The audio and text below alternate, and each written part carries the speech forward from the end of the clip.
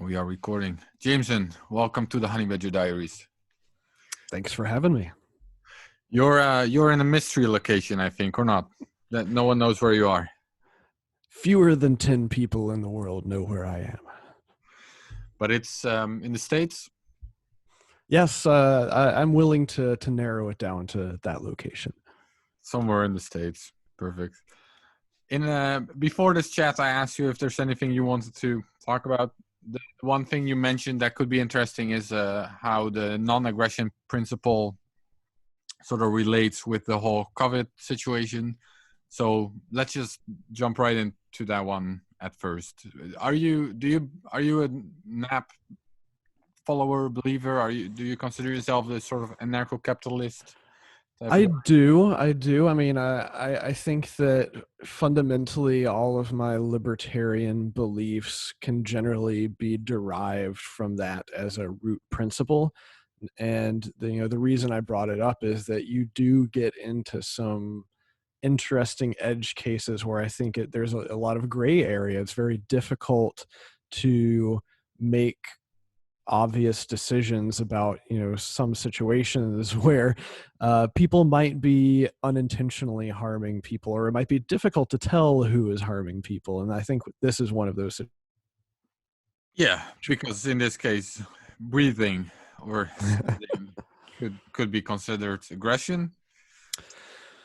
Yeah, I mean, that's where I think it's actually there's some similarities to, for example, arguments around pollution or sort of common property type of arguments. What happens when you're in a situation where you may be unintentionally causing small amounts of harm, for example, environmental damage, and it's very difficult, if not impossible, to quantify or even trace, who is the origin of this harm. And the same type of thing, I think, really applies to viruses, especially if we're in a situation where like we're not doing a lot of testing and people they may not know that they're infected because they're asymptomatic, or B, even if they suspect they may be infected, it just may not be possible for them to confirm one way or another. So how do you reconcile this? How do you follow the Knapp in this context? Well, the most conservative way to do it, I guess, is self-quarantine. And then you have to ask, well, what do you do with people who, for whatever reason, don't want to quarantine, or for various reasons are unable to? They may have to go about their lives and physically interact with other people, and maybe they can't even find ways to get their hands on adequate protection. That's when you start getting into really murky gray areas, and in some cases the simple solution seems to be to have the government step in and either provide things or essentially threaten people, with various fines or punishments if they don't follow certain rules. Yeah, but that does not sound like a solution you would endorse, or is it in this case? I mean, while I certainly admit it could be effective, threatening people is not something that I'm a fan of. You get into some odd situations, though. For example, I just saw something earlier where the police department in Raleigh, North Carolina was breaking up a protest. And when they were asked why, they said protesting is a non-essential activity. And, I can see the perspective on that, but then that kind of conflicts with some of the fundamental rights that we as Americans supposedly have. Yeah, quite. The other thing you could do if you don't want to get infected is, of course, stay home yourself. That would sort of be the argument that I guess aligns with the Knapp a bit. That if you can always choose to stay home, and then Well, people like myself are privileged enough that that is actually my normal modus operandi. So like my life hasn't changed much, but the vast majority of people are not in positions yet where they can conduct their business, over the internet like we can. Yeah. So what? So is there just no solution then? Is there? It's just gray area, and we're not sure what to do. It certainly seems that way. No, of course, we also live in a world where there are governments and where there are a lot of people that are, pressuring various authorities to save them and step in, and so that's why we end up with all of these lockdowns, and then people end up having a lot more free time to argue on social media about whether or not the government imposed sanctions are worth the various economic and other trade-offs. So we can at least debate about it all day long. What do you think about how the U.S. government has been dealing with it so far?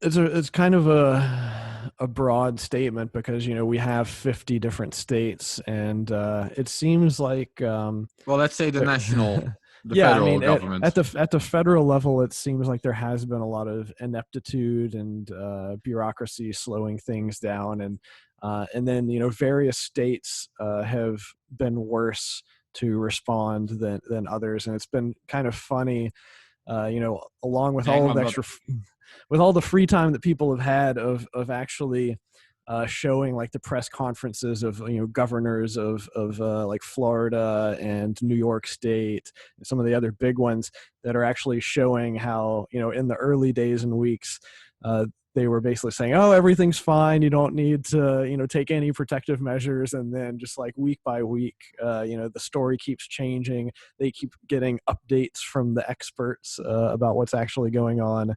And then, of course, Trump has his whole separate thing where he doesn't really seem to listen to anybody, though it was, I think, a fascinating turn of events. There was like one speech that Trump gave where you could tell that something was different.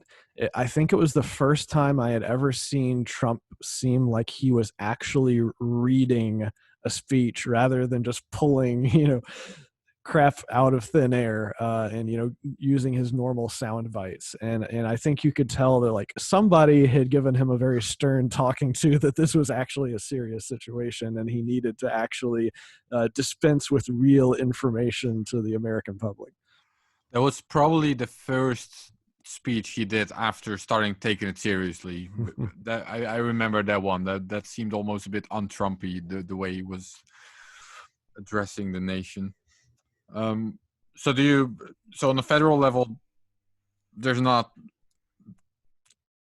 there's not strict federal rules, right? It's mostly state level rules about the lockdowns and these kinds of things. Yeah, and it does seem like it's probably going to stay that way, and so that has then resulted in interesting speculation of people being like, oh no, is this like the final breakdown of the federal system, and we're gonna go back to a state by state system, or maybe even break up the country? But I mean, I don't think that's going to happen. I think it's just that for whatever Trump believes, he, at the very least, in some ways, it seems like he believes in more hands-off government or smaller government, and so he wants to let the more like local governments try to deal with stuff as much as possible. And I mean, that is really the way that the sort of federal and state system was originally intended, is that most of the things are supposed to be handled by states, and unless there's some sort of bigger issue that's multi-state issue, which is then when the federal government is sort of supposed to step in and help coordinate things. Yeah, and it's interesting. It seems that sort of the left or the liberals in the US are these are now the ones pushing Trump to do more. As much as they hate Trump, they still want him to do more, apparently. Well, it's different for different issues, but whatever side of the political spectrum people are on, there is often certain issues where they want the government to step in and do certain things. And so when it comes to sort of, I guess, like socializing the protection of Americans against a specific threat like a virus. That is one thing where liberals tend to be more on the side of, yes, like we should be enforcing lockdowns and we should basically be telling people what's good for them, so that the dumber folks will realize that they need to actually do this because it's for their own good. And that's more of the sort of, I guess, big brother or parental style government, whereas on the more conservative side, they're more for small government and more pro freedom. And so that's why you end up with some interesting thing where about 12 of the 50 states actually have created exemptions in their stay-at-home orders that exclude religious activities. And I found that particularly fascinating. I mean, I fully understand this because I was raised in a religious household in the southern United States, and I went to church every week for 18 years because that was just what we did as part of my family. And it seems to me like if I look at this adversarially, I'd be like, well, if I was some sort of like atheist conspiracy group that wanted religious people to hurt themselves, I would tell them to go congregate, like they always do from week to week. But that's kind of like the trade-off that you get with that freedom, right? Is that you're allowing people to make risky decisions that may end up harming themselves. This, of course, becomes a more complicated topic than that if we're sort of going back to the whole non-aggression principle thing, because you're not necessarily only putting yourself at risk when you're going out and doing these activities. Then you are potentially putting many other people at risk if you're the one who's actually infected and then going and interacting with them. And then that has all these cascading effects of potentially overloading the healthcare system, et cetera, et cetera. And so it very easily blooms out into this situation where you can't even really keep track of all the damage that's done. Though, there are certainly companies and applications that are going to try to do that, and you get into the whole, contact tracing stuff that Google is rolling out shortly. Yeah, there are some countries. I think it didn't come up with my podcast, but I did a podcast with someone from Vietnam yesterday. Mm. For listeners, that's 2 days ago because I'm putting this online tomorrow. And I think they have a rule where if you infect people and you weren't wearing a mask, that's considered, negligence. What's the Mm-hmm. English word? That it's your fault that they got infected. You should have been wearing a mask. So if you didn't and you infected someone, then you get like jail time of years or something. Yeah, I mean, there are many different types of crime and punishment, at least in America, when it comes to like causing death of someone else. Yeah, And exactly. we do have one that's basically negligent homicide, which is, unintentional actions that resulted in the death of someone else. And I think it would be really, really hard, at least in the American judicial system, to get to a point where there was sufficient data or argument that could be used against someone to convict them of that, unless they had created some sort of public evidence where they were saying, oh, I'm going out and I'm going to all these places without any protection and I know what I'm doing. Well, the other thing you mentioned was the GPS tracking kind of technologies. Have you looked into these? I mean, not too much. I mean, I saw some of the results of some of the tracking that has been happening of, like the spring breakers in Florida, then dispersing all over the country. You The mean the results? So I had a tweet a couple weeks ago where there was basically a video that showed this one service, which Who knows how they get the data? They probably got some contract with some other company that's slurping up all of the GPS data from who knows what apps or phones or whatever. But they were basically able to go down to a very granular level of like a few hundred square meters and say, give me all the phones that were on this beach in Florida at this time, and then track each and every one of them over the next week or so as they, went back home from spring break. And you know, that's not surprising to me. I mean, I've written about privacy and the issues with phones and stuff in general. And I mean, we're basically carrying around tracking devices voluntarily. It's very difficult to get a phone set up in a way that it can't be tracked, or at least can't be tied to your identity. You tried probably. Yeah, I mean, fundamentally, every phone can be tracked just through triangulation of your cell tower signals. But if you can at least set up your phone in a way that it's not tied to your identity, then theoretically that tracking should be less of an issue. If you really go deep into it, though, and read Michael Basil's guide to privacy, he makes a good note of the fact that, like, if you really want to have a phone that can't be tracked at all to you, you basically have to have multiple phones, and then you have to be putting them in Faraday bags, like whenever you get close to your house and all this other stuff, because the short version of all this tracking stuff is, you'll hear the various companies say things like, "Oh, we're anonymizing the tracking data so it can't be, linked to you." But there have been many academic studies that have taken these anonymized data sets and shown that in many cases it can effectively be de-anonymized by looking and basically taking extra context of, what the various entities being tracked are actually doing, and saying, oh, every day you're going to this address, which is obviously your house, and then that address, which is obviously your work.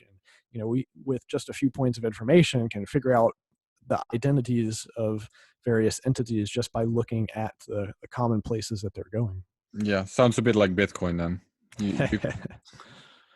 It's supposed to be anonymous, but with a little bit of effort, doesn't hold up so well.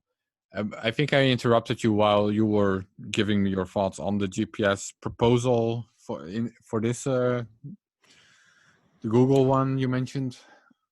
Well, yeah. So the Google contact tracing, to my knowledge, is not using GPS in as much as it's using Bluetooth. Right. Yeah. More of a near. You have to be in close physical proximity. Maybe it's also using GPS as a part of that. I haven't looked too deeply into it, other than I saw some chatter actually for the version of Android that I run on my phone, which is Graphene OS, which has all the Google services stripped out of it. There was some discussion from devs and stuff around that. And the devs were basically like, you don't have anything to worry about because this contact tracing stuff requires Google Play services, and Graphene OS doesn't even have that. So there's no way it could support it in the first place. But it sounds like this is going to get pushed out as an update, which is probably just going to be like mandatory, pushed out to people. I doubt that there's going to be any sort of like pop-up asking people whether or not they want to have the contact tracing enabled. I think it's just going to happen under the hood. Right. I also notice a lot of people in the States are buying guns. Why is everyone buying guns, Jameson? Well, whenever people panic, they start to realize that they are not as well prepared for extreme events. And so I think whenever people are afraid of, some sort of doomsday scenario or breakdown of social order or whatever, they immediately think to the basic necessities, food, self-defense, shelter. Hopefully shelter is already taken care of in general. But one of the fascinating things that happened actually fairly early on is a number of different law enforcement departments around the United States started publicizing, and I don't know why they made it so public, but they were literally putting out lists that said, our officers will no longer be responding to calls for service related to, and then a whole list of various offenses, generally like non-violent offenses. Um, but, I think a lot of people saw that happening, and they realized that you can't actually 100% rely upon law enforcement to come and help you out in certain situations. And so people realize that, if they want a strong guarantee that they can be defended against certain types of attacks, they need to actually be able to defend themselves. And I mean, this is something that people like myself say all the time, that, it's, well, why would you wait for 5 or 10 minutes for a law enforcement officer to show up when you can go get a weapon in 10 seconds and take care of things yourself? But this is a whole other argument. Well, and the other argument, I guess, for guns would be to overthrow the government, right? Do you think people would be expecting some sort of martial law situation to develop? Something you think might happen? I don't think that we're in danger of that happening, though I do recall a few weeks ago there were a lot of photos and videos going around social media that were showing like caravans and trains full of military equipment. It was probably National Guard type equipment being moved around the country. And I generally dismiss those because I'm pretty sure that type of stuff happens all of the time. I mean, I've seen caravans normally as I'm traveling around. So I think that was people just taking normal activity and blowing out of proportion. I really don't think that martial law type of situation is something that we would have to worry about until after we got past the point that like food supply chains started being disrupted. And while I have seen a few people starting to say that they're worried about food supply chains, it still doesn't seem to be something that I am worried about. There may be some intermittent issues with various processors in one place or another, but I've yet to see anything that indicates to me like a full breakdown of supply chains. But the downside to a situation like that is that if it happened, it could be very fast.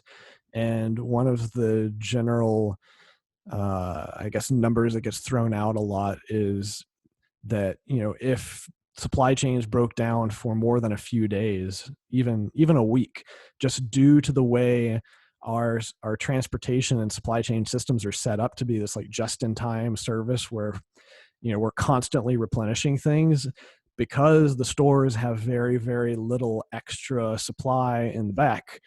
They would run out very quickly, and that could result in mass panics and breakdown of society and order within just a few days.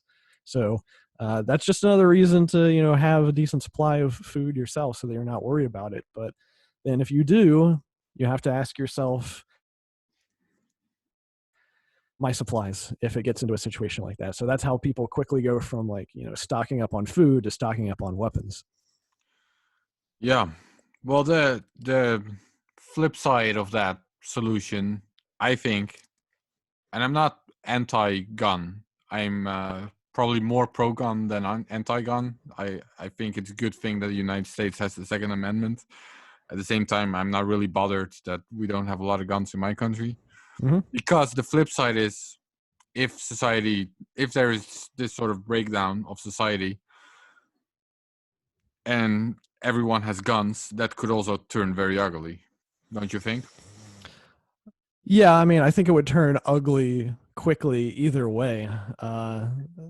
Ultimately, when people find themselves starving, they're going to start to do desperate things. Yeah, I Firearms would prefer these are people not to have guns, then, I guess. well, yeah. So, I mean, firearms are a force multiplier. They make you more powerful than you are without them, and the same for any weapon, really. And so, I think the main difference, at least that I see, is that you as an individual or a small family can potentially fend off people who are physically more powerful than you if you have the right weapons and the training.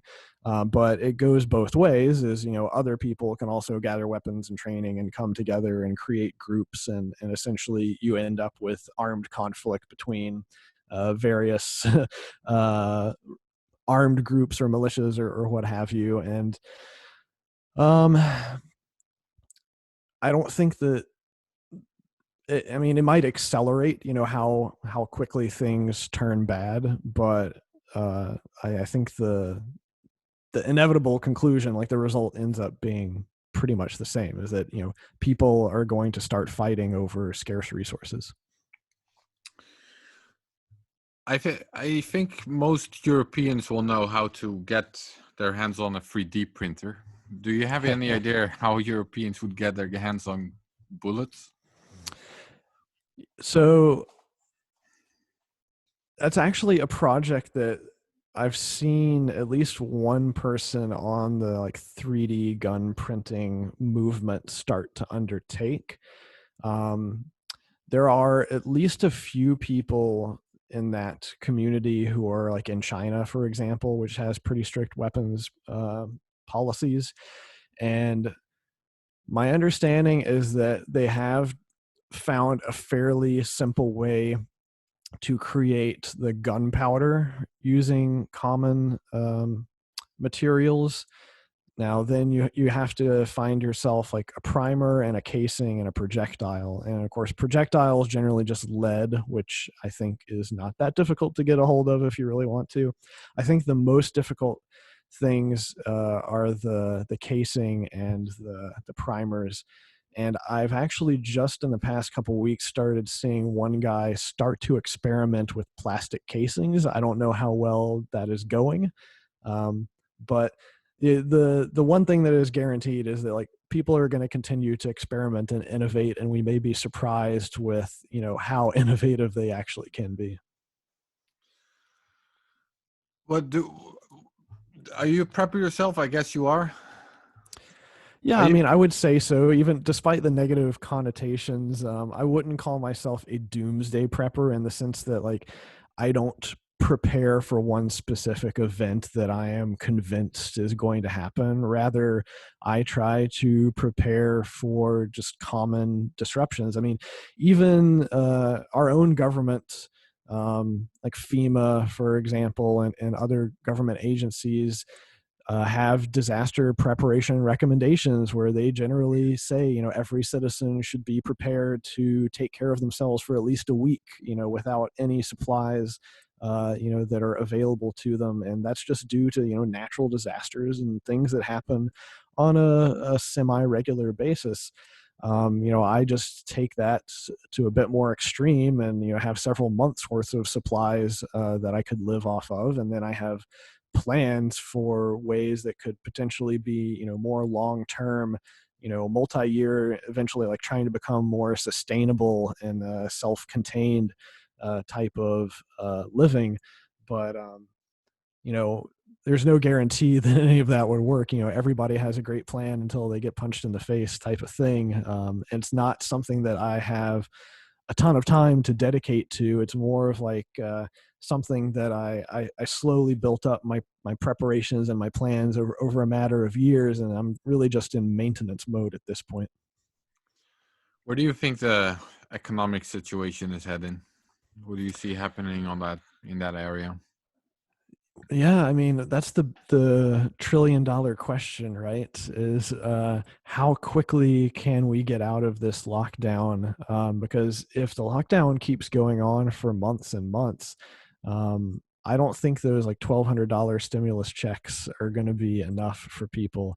And if some of the numbers I was seeing were right, where something like 50% of Americans have either been unemployed or somehow, reduced pay, um, that definitely doesn't seem sustainable. I definitely hope that we don't have to see how that plays out, because if the way that the government tries to handle it is just by printing more money, uh, that's going to create some pretty crazy side effects. I mean, some of them might be good for Bitcoin, but I think in general, it's going to be bad for almost everybody. How so? What would you expect? So, part of it is the fact that your prices for most of your goods are going to be going up while a lot of people have less money to spend. And there's also just some weird ways that the money itself seems to be getting divvied up. The biggest one being that a lot of it seems to be going to like major corporations and Wall Street, as it were, which then results in the stock market going up, while we are actually in one of the worst economic crises that we've seen in decades. And Well, that's what happened in Venezuela as well. I think the stock market went up like 30,000% or whatever, which obviously was just the inflation making its way to the stock market. Yeah, so mass inequality, that's one result. Yeah, and that's assuming that everything else keeps working well, that supply chains don't break down. If we get to that point, then that's when Jameson is going to start to worry a little bit. Yeah, that's when I Jameson gets nervous. I have to go dust off some of the armory. Well, what about Bitcoin then? You already mentioned it, and the halvening is coming up as well. What's Bitcoin going to be doing in this sort of scenario? It seems like the perfect storm, right? We've got a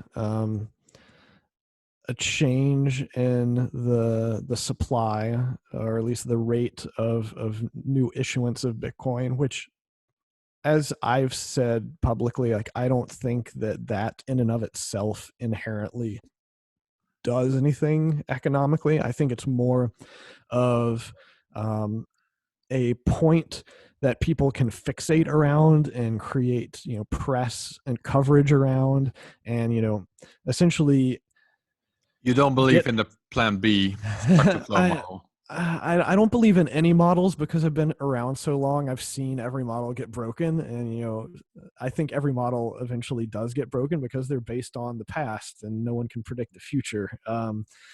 But like I said, it seems like the perfect storm. Like it seems like this is a situation where not only do we have the predictable change in issuance of Bitcoin, we have that contrasted against wildly unpredictable issuance in fiat.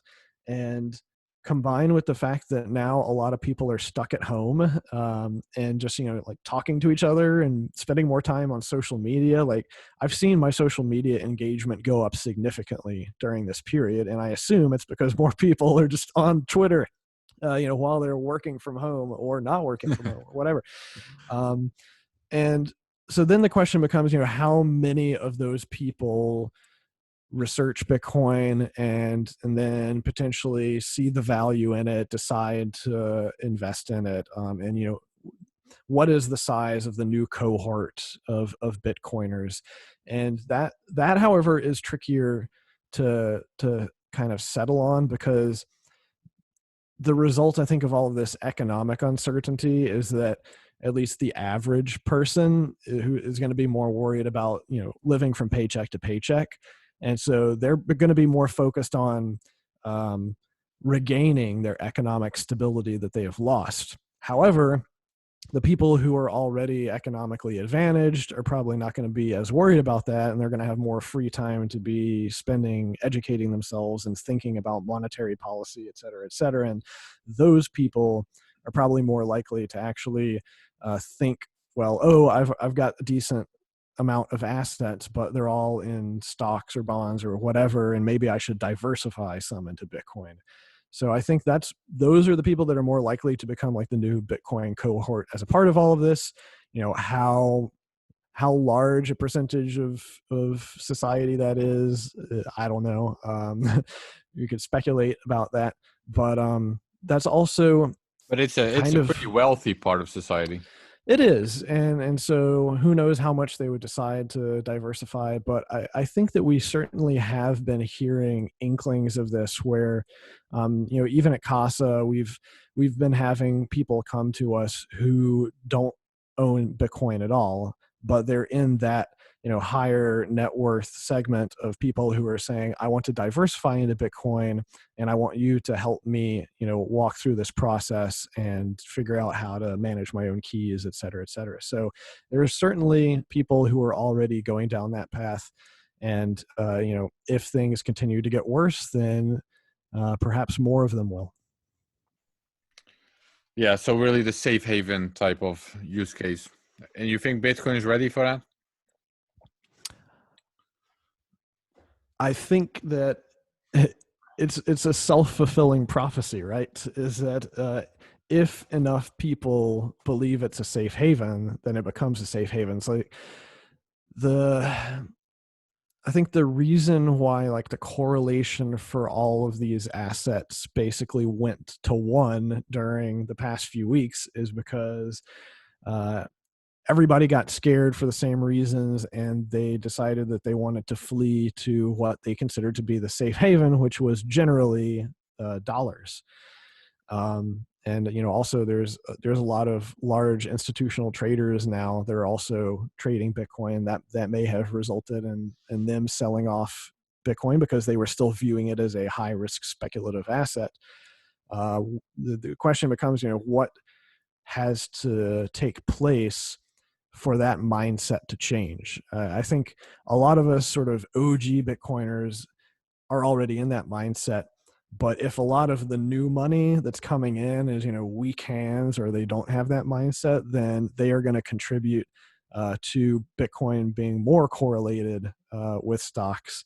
And, this is, I think, just part of the need for various narratives, sort of the mind virus of Bitcoin, to the memes and all of that. Like it's all part of the deal. Is that we need to convince other people of what we have come to believe in, that Bitcoin can be the safe haven asset, because if they believe it is, then it becomes one. Yeah, I totally agree with that. But I also mean, is it ready for it in security wise, scalability wise, these kinds of things?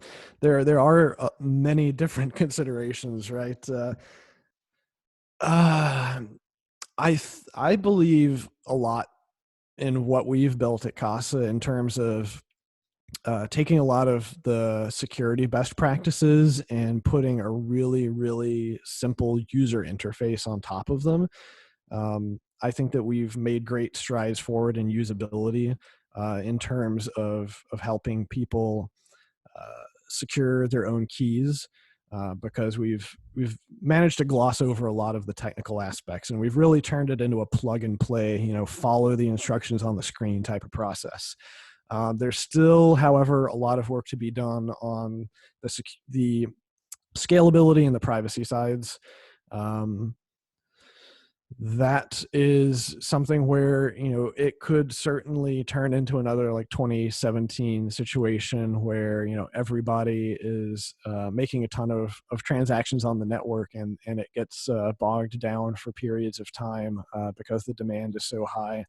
But I think that we're gonna keep fluctuating back and forth against that type of issue. It's like, without that pressure, then there's no incentive for people to be more mindful about how they're using Bitcoin as a network.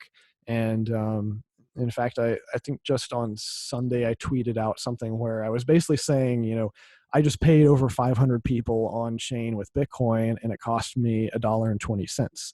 And it's because I was mindful about how I was doing it. I wasn't just going out and creating a million different transactions that are all chained together and just blindly clicking through the wallet. I actually spent a bit more time thinking about how I was going to do it.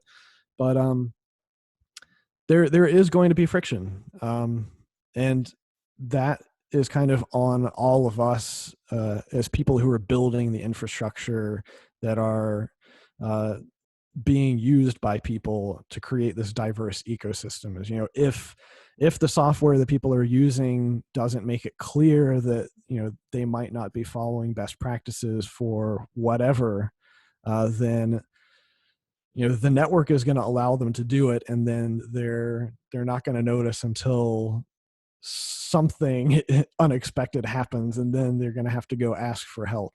So this is kind of the result of us having this sort of common public good, the blockchain, the network, et cetera, is that those of us who are building the interfaces to it need to make them more intuitive and more clear to the end users, so that people don't have to spend days and weeks and months educating themselves how everything is working under the hood. Do you ascribe to the Eric Voskuil sort of stages of Bitcoin prediction story, where we're in the honeymoon phase and we'll get to the black market phase next? Do you think Bitcoin could get banned? I'll explain why I'm asking. If you sort of look at the 20s and 30s, we had a big market crash in 29, and then the New Deal was needed, so they banned gold. So the sort of modern equivalent of that would be to ban Bitcoin, right? Could Bitcoin survive that? Is Bitcoin ready for that?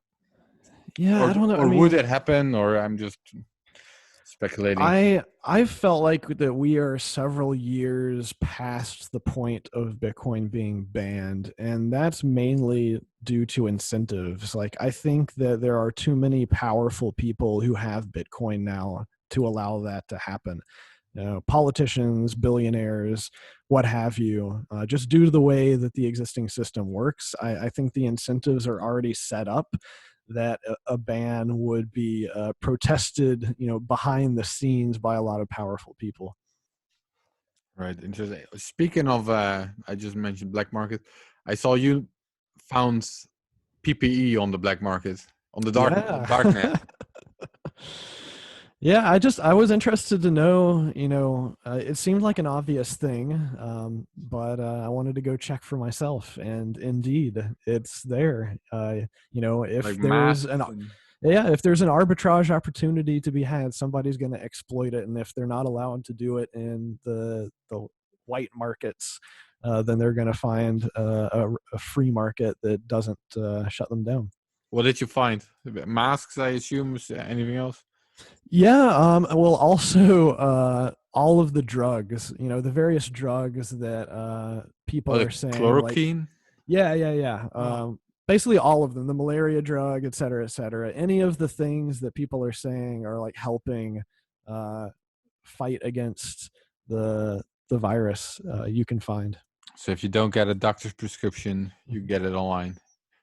Yeah, as long as, well, at least on the PPE side, we're hearing a number of reports of interceptions of packages, though it's unclear if various authorities would intercept small packages. It seems to more be the like really large shipments of like millions of masks and stuff like that. Hmm. All right, the last topic I want to discuss. I know you keep track pretty closely of Bitcoin Cash and BSV as well. I think. How did these happenings go? What can we learn from them? Yeah, well, I mean, I think BSV has the same difficulty adjustment as Bitcoin Cash because of when it forked off. I haven't kept extremely close track of like the protocol development, though. I don't think there has been much on BSV side. But suffice to say, with a proof of work system, things tend not to go well if you're running a network that has, only 1 or 2% of the hash power of whatever the dominant network is. And the result of that is that, when Bitcoin Cash originally forked off in 2017, they made some tweaks to the difficulty algorithm to make sure that they were actually going to get some blocks just to get going after the fork. And then there were some problems found with that, so they made some more tweaks to the difficulty adjustment algorithm. And the result of it now is that there are miners who are doing the logical thing, and they're switching between different networks to maximize their profitability. And this switching between networks actually seems to exacerbate the sort of range of block times that happens on Bitcoin Cash and BSV, to the point that while, yes, their difficulty adjustment algorithms are still working in the sense that over a long enough time frame, they are averaging out to 10 minutes per block. What's happening in reality is that you're going sometimes an hour to an hour and a half between blocks, and then other times you're getting a block every couple of minutes. And so it averages out to 10 minutes, but the volatility is much more extreme. And um, in the sense that, like, if you're sending a transaction and you need confirmations, or especially if you're sending to an exchange and you need, say, 10 or 20 confirmations, you're going to be waiting a while in many cases. Though in other cases, maybe you'll only need to wait a few minutes. Yeah, and I think the other thing is it's incredibly cheap to attack the network now, right? Yeah, theoretically. And there is a question of why hasn't anyone done that. Bitcoin Gold got attacked several times, and I think that you can attack Bitcoin Gold for like $1,000, if not less, at this point. Though, the other question becomes, how do you profit from that? And generally, it's via an exchange, right? Is like you deposit onto an exchange, and then you swap it out for something else, and then you withdraw it, and then you reorganize the blockchain to get your original coins back. So it's actually kind of an ethical issue. If you do have the hash power to do that, effectively, who are you going to steal from is what it comes down to, because you can only double spend your own coins. You have to send your coins to somebody else, convince them to give you something of value in exchange, and then basically reorganize the blockchain to get your coins back, which is effectively stealing from the counterparty. So that may also explain why it's not happening as much. And then there's also just sort of the issue of, can you do it anonymously? And in many cases, if we're talking about large amounts of miner hash power, that's hard to get a hold of anonymously, like for a short period of time. Yeah, except you don't need that much. Well, you probably still need. It's Yeah, a few percent should do, yeah. which is Do still a you, lot because Bitcoin yeah, is so exactly. powerful. Do you expect anything from, not price related, but mining related from the happening? 4 years ago, there was a lot of chat about Miner potential death death. spiral. Yes, I've lost count of how many minor death spiral cycles we've been through, because there have also been death spiral cycles around forking events. in the But meantime. Yeah. but no, I mean, it seems like we've already adjusted a lot. I think the hash rate scaled back a lot, especially over like the past few months with the price downturn, and I think a lot of miners sort of preemptively turning their machines off in anticipation of all of this. So no, not really expecting much disruption at all. I remember actually the first halving, where we were all sitting around in anticipation of, like, is this going to happen, or is something going to screw up? Because it had never happened before. And then the second halving, I guess there was more FUD around that, simply because the size of the community had grown a lot, and a lot of people had not been around for the first halving. And so that is kind of interesting to see if that happens again, simply because there are a lot of newcomers compared to the last one. But as these events continue to happen predictably every 4 years or so, I think the FUD ought to die off. Yeah. All right. Let's make an end to this. What are you the type of guy? Just a quick question. When you go to the supermarket, do you do the whole mask thing and the glasses thing and the? Well, I don't remember the last time I've been to a supermarket. That's another thing that has, not changed for me, because I've been getting all of my stuff delivered for years now. Hmm, It's a rare event for me to go out and do, I guess, normal shopping stuff. type behavior. Yeah. Well, yeah, I have no. If you don't go out, you don't need PPE, I guess. Surely you get out sometimes, Jameson. You can't live just inside your whole life. Well, I do enjoy going for motorcycle rides, and I do take my dog for walks almost every day. So I get out. And if I really wanted to, I actually think I tweeted a photo of it. Part of my preps, like I have real gas masks with plenty of replacement filters. If I ever really felt like I needed to go full like biological hazard suit, I could. I have one as well. I have the World War One type. Yeah, That's yeah, it fits, it works as far as I know. I've never had to use it, but I think it yeah. will. You got to test it out though, because you got to make sure that you know how to put the filter on correctly. With a number of these, there's usually a little plastic insert that you need to get out from inside the filter. Otherwise, you might accidentally suffocate yourself. There was a plastic thing on the outside, which I mean I've tried it on. I just haven't tried it in a toxic environment to see if I could still breathe. That's the thing I haven't tried. All right. Anything else? Did we miss anything? Is there something you want to show before we log off? No, I mean, I think I showed Casa sufficiently, but really, while I think Casa is great for Bitcoiners of any type, it's kind of like what I said is that we've built such a user-friendly, simple interface to all this stuff that I think that we're really poised for a lot of newcomers who aren't familiar at all with Bitcoin to come in and start self-custodying their own keys. Good. We need more of that. Do you know how But many coins aren't being self-custody? You're the guy from all the stats as well, of course. yeah, these are all estimates. And I have seen estimates of what the known custodians are, and I am fairly confident that the majority, even the vast majority of Bitcoins are self-custodied. I think that amongst like the well-known custodians, that some of the sums that I saw were in the like maybe 4 million, 5 million Bitcoin range. That's custodian.